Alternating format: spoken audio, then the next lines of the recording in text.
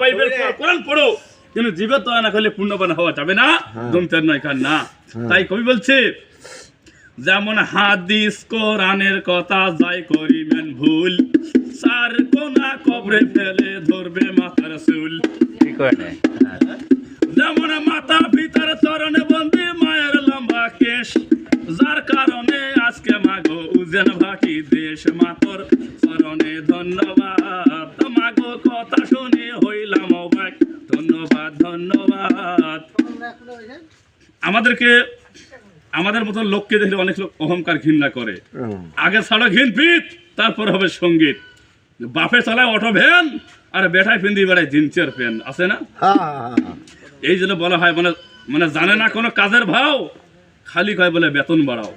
মানে ওরা হেল্পারই শেখে নাই, ফের আবার ড্রাইভারের বেতন চায়। তাই কবি বলছে, যেমন বাপের দোষে বেটা নষ্ট, মায়ের দোষে বেটি।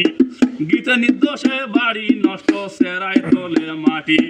বাপের দোষে হলে বেটা নষ্ট হয়, আর মায়ের দোষে হলে বেটি নষ্ট হয়, আর গীতানির কারণে বাড়িঘর নষ্ট হয়। তাই কবি বলছে, যেমন সোয়া লক্ষ্মী আছে মাগুর মাছে ঠুমে, মায়ে খাইছে কাঁটা। বড়ই দুঃখে মানুষ কষে, বড়ই দুঃখের বেটা। ভালো জাগার কচু হলে অল্প পানি ছেজে, ভালো মানুষের সোয়াল হইলে ভালো কথাই বোঝে। কি তারা ভালো মানুষের ছেলে, তোমরা ভালো কথা বুঝে, আর ভালো মাটির কচু অল্প পানিতে সেজে। ইংলিশে বলা হয় হরিস টু নাম্বার ঠাইট হই সিনেমিনি। তাই আমার কবি বলছে, যেমন মুসলমানে যদি দেখা হয়, আস্তায় দেখা হইলে দাদা সালাম দিতে হয়। বলতে হবে আসসালামু আলাইকুম, উনি বলবি ওয়ালাইকুম আসসালাম, আল্লাহ আপনার উপর রহমত বর্ষিত। কি বলে হামার যাচ্ছে বাড়ি পোড়া, আর গ্রামের লোক খাওয়া আলু পোড়া। বলে আমরা মরুচি ভোকে, আর তামসা দেখছে লোকে। বলে আমার চাউল নাই বলে হাড়িত, আর এখনকার বুড়েরা বলে মেহেন্দি না গাওতে দাড়িত, উঠবাসা বলে দিনাজপুরের গাড়ি।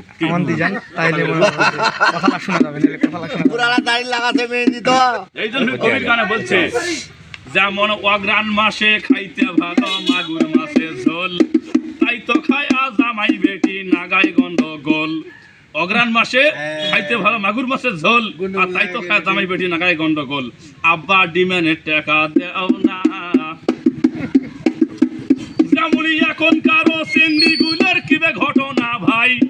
মাথা চুলো ছাড়ি দিয়ে ঘুরি বেড়াচ্ছে, তাই বেড়াচ্ছে না ওইলে হাদাম কালি মাইয়া ভাই।